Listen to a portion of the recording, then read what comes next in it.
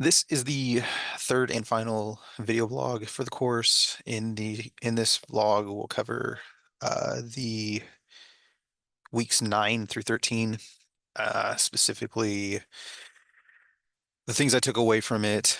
Same structure as the previous couple of blogs, looking at the interesting articles and what I took away from those, and then using the information currently and then also for the future. So I won't waste too much time on that. Um, So we'll just jump right into it.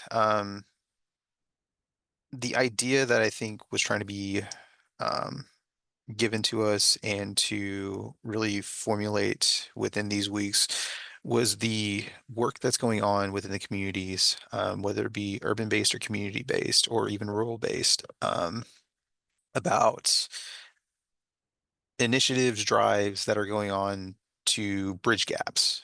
I think we really saw that in the week where we specifically talked about community healthcare workers. Um, I was I'd seen the Crossroads video probably 3 or 4 times since I've moved to Arkansas um, in 2021. So it was nice to see that was included, but also the community healthcare worker model. I hadn't really taken a close look at that, but I really enjoy the aspect of the community healthcare worker. I think so many times public health gets lost in the urban area, but then there's also the rural area that just sometimes gets forgotten about sometimes. Um, so to see that Arkansas has a vast network of community health workers is encouraging. I know coming from Oklahoma and my extended family lives in rural communities, in Native American communities.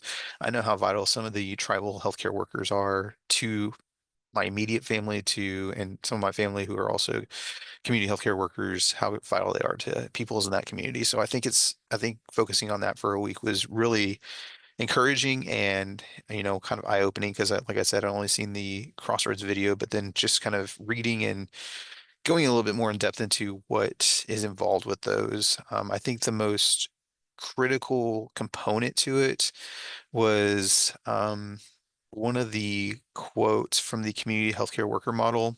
And I think something that I'll take away from it and keep with me for a very long time is bridging gaps in providing culturally competent, accessible, and trusted support for underserved communities. I think that's vital to some of these areas that have, Black community, Hispanic community, certain Asian communities, and even Native American communities into Western Arkansas as well. So I think that's really a critical point of public health care is bridging gaps, but also creating trustworthy healthcare professionals and workers. Because there is a lot of distrust. I think we talked about that in the first weeks of the course was the distrust within um, cultural groups for, various reasons that we all know about. Um, One of the other interesting highlights was from the JAMA article that focused on pharma pharmacoequity, just highlighting that pharmacies aren't equitable across the nation, across the land, across the communities. Um, that especially in communities of color that are due to systemic barriers and racism that pharmacy deserts exist and insurance limitations exist. We see this with access to quality grocery stores and things like that. So it's not really shocking, but it's also something that we might forget about as well. Um, but then the last two articles that I wanted to touch on were the unequal treatment report and the AAHC report that really um, I think the AAHC report actually quoted this as the pipeline to practice, which was creating culturally diverse groups of providers and workers and to improve competency and trust within these communities. I think that's critical. Quickly wrapping up because I know I'm getting pressed for time is how do I use this information now and in the future? I'll combine those two like I've done in the past. Um, these are great initiatives. I think community healthcare workers are essential to rural communities. They're the baseline for how people receive basic healthcare needs and specialty connections as well. So I think that's a critical focus that needs to be focused on now and into the future. And then also from the other two articles that I mentioned about cultural competency and trust. Those are hand in hand with what public health care really needs to focus on because the United States is uh, such a diverse country. And even within the individual states, within the individual communities and cities and rural communities, whatever it may be, no one is the exact same. So I think understanding and creating a diverse workforce and understanding cultural competencies within those regions is critical because, Arkansas is not the same as Oklahoma. Oklahoma has a very high number of Native American population. In fact, I think it's makes up nearly 20 to 30% of the population, at least something like that. So understanding what goes into what it means to be Native American and what our cultural practices are critical.